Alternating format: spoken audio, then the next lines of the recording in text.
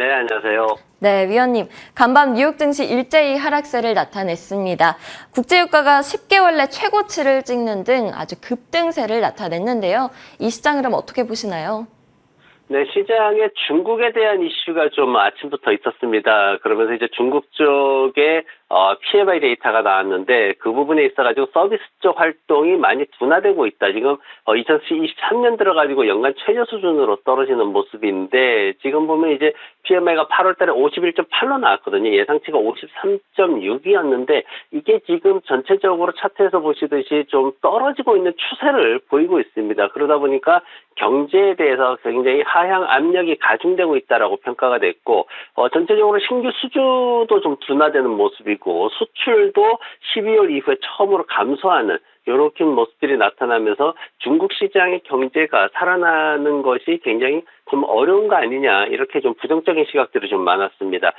미국 같은 경우에는 이제 공산품들 신규 공장 주문 같은 경우에 2% 정도, 2.1% 정도 감소하는 모습 보였는데 4개월 연속 증가하다가 조금 감소하는 그런 모습을 보였습니다.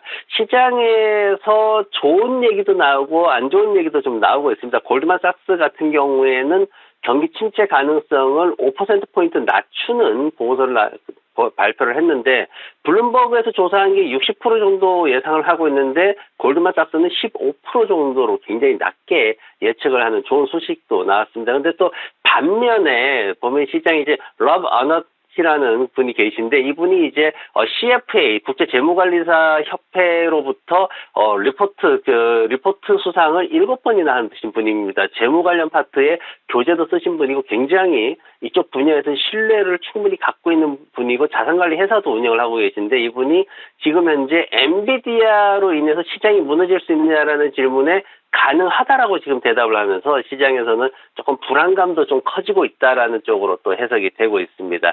원유 가격이 올랐습니다. 지금 중국 쪽에 수요가 안 될 것이다로 해가지고 원유 가격이 떨어질 것이다라고 예상을 했는데 사우디와 러시아가 나서가지고 완전히 반전시켜버리는 이런 모습들이 지금 지속되고 있는 상황입니다. 그러다 보니까 유가가 계속 올라가는 거고 문제는 이게 지속될 것이냐 어떨 것이냐를 예상을 해야 되는데 지난밤 같은 경우에는 야후 파이낸스 쪽에서 $90를 넘어갈 것이다. 결국은 넘어가서 하반기에 고유가를 유지할 것이다. 이렇게 예상이 되면서 전반적으로 좀 다운되는 그런 모습을 보였습니다. 내일은 게임스탑하고 C3AI가 실적 발표를 할 거고요. 그리고 ISM 서비스 PMI가 발표를 됩니다. 약간 약세를 보일 전망이고 그리고 수출입 데이터, 모기지 금리도 발표되고 연준 베이지북이 2시에 발표가 되는데 아무래도 경기 동향에 대한 이슈들이 좀 생길 것으로 보여집니다. 네, 그렇다면 좀 더 자세한 종목별 이슈들 다뤄보도록 하겠습니다. 지난 금요일에 테슬라가 5%가량 급락을 했었는데요. 간밤에는 이 급락세를 다시 되돌렸더라고요. 네, 맞습니다. 상하이 쪽에서 이제 그 생산량이 늘었다 해가지고 되돌리는 모습 보였는데 테슬라는 당분간은 어느 정도 밴드를 좀 형성하지 않을까 이런 예상들을 많이 하고 있습니다. 왜냐하면 가격 하락에 대한 부분을 좀 더 심사숙고해야 되기 때문에 그 시간을 좀 가져야 되는 그런 상황으로 보여집니다. 유나이티드 항공이 일시적인 어떤 컴퓨터 에러가 좀 있었어요. 그러면서 주가가 마이너스 5%나 하락했다가 다시 회복이 됐는데 문제는 뭐냐면은 연료 가격 때문에 이제 좀 문제가 될 것이다 이렇게 얘기가 나왔습니다. 그 뱅크 오브 아메리카 쪽에서 여러 가지 이제 목표 가격을 낮추는 이런 상황도 생겼는데 항공사들 주가가 전체적으로 마이너스 2% 내외에서 움직임을 보였고 말씀하셨듯이 에어비앤비 같은 경우에는 이제 S&P 500 편입으로 인해 가지고 좀 소폭 상승하는 8% 정도 상승하는 모습을 보였습니다. 그런데 여행주들 지금 이제 방송 보면서 유튜브에 참여하시는 분들 보니까 여행주 관련한 얘기들 좀 하시는데 여행주들은 전체적으로 다운된 건 아닙니다. 지금 말씀드렸듯이 항공주들은 유가 때문에 예상치 못한 하락을 보이고 있고 숙박 쪽에서는 이제 여러 가지 형태로 갈리는데 뭐 메리엇 호텔이라든가 이런 호텔주 일부 호텔주들은 굉장히 좋은 최고가를 갱신하는 이런 모습들도 보이고 있고 또 온라인 쪽에서도 익스피디아닷컴은 바닥으로 떨어졌지만 부킹 같은 경우에는 오히려 정고 좀 돌파하는 모습을 보이고 있고 종목별로 굉장히 다양하게 흐름을 엇갈리는 모습으로 가고 있다라는 거. 그 기준이 되는 게 뭐냐면은 2019년도 매출과 수익을 회복을 했느냐에 대한 문제가 일단 있고요. 그리고 항공주처럼 유가나 이런 부분으로 인해서 미래의 전망에 대한 부분들도 있고요. 그런 부분들 살펴보시면서 종목 선택하시면은 동일 업종이라도 더 상승할 수 있는 종목들을 선택을 하실 수가 있을 것 같습니다. 시장에 이제 제가 마리화나 관련 테마주들을 좀 가져와 봤습니다. 주식을 이제 비교표를 봤는데 최근에 우상향하는 이렇게 머리를 치켜드는 모습을 볼 수가 있죠. 마리화나 주식들은 사실 미국 정부 정책이 바이든 대통령 당선되면서 굉장히 좋게 잘 될 것이다라는 예상치가 있었는데 그게 모두 실망감으로 바뀌면서 고점 대비해서 70% 이상 모두 하락해 있는 상황입니다. 이번에 마리화나 관련해서 정부 지원 정책이 제대로 다 잘 이어지면서 매출과 수익 개선이 좀 기대가 된다면은 추가적인 상승도 예상되기 때문에 좀 지속적으로 리스크가 있는 종목이지만 지켜보시면 괜찮을 것 같습니다. 네, 간밤 종목별 이슈들 자세하게 짚어봤습니다. 그렇다면 오늘 위원님의 픽은 무엇일까요? 저도 메가3에서 헬스케어 관련 기업들 다뤘었는데요. 존슨앤드존슨 가져오셨더라고요.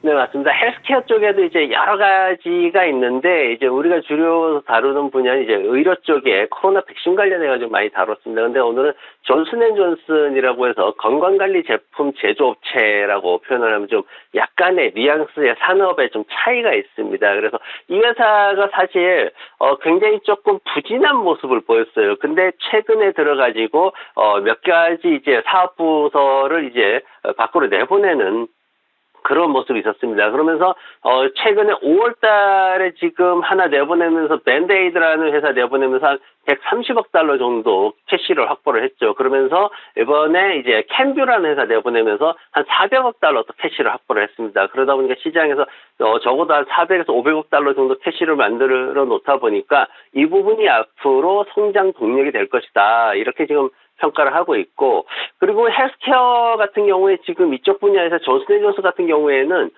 정말 그 60년 연속해서 배당금을 지급하면서 늘려오는 이런 모습을 보였기 때문에 굉장히 안정돼 있는 회사로 볼 수가 있습니다. 그래서 존슨앤존슨의 어떤 그 사업부 분리 그리고 가장 안정된 어떤 배당금 상황 이런 것들을 통해 가지고 우리가 지금 단기적으로는 어제도 말씀드렸지만은 대형주로밖에 들어갈 수가 없습니다. 하지만 뭔가 길게 봤을 때 좀 더 안정된 그런 것들을 봤을 때 안정된 배당이라든가 그리고 그 역사적인 주가의 신뢰성 이런 것들을 봤을 때 존슨앤존슨도 꽤 괜찮은 매력 있는 종목이다라고 볼 수가 있겠습니다. 그래서 지금 보면은 이제 시장에서 어떤 그 매출이나 이런 부분들은 크진 않지만 올해도 한 4%대 정도 성장을 예상을 하고 있고 그리고 지난 분기에 사실 기대치를 좀 놓치는 측면이 있었습니다. 사업부 분리에 따른 비용도 들어갔고요. 그리고 코로나 백신 폐기하는 이런 문제들도 있었습니다. 그런 일회성 비용들이 좀 들어갔었기 때문에 그런 거고 매출이나 수익성이 2021년도에 비해서 2022년도에 조금 둔화되는 모습이 있었어요. 하지만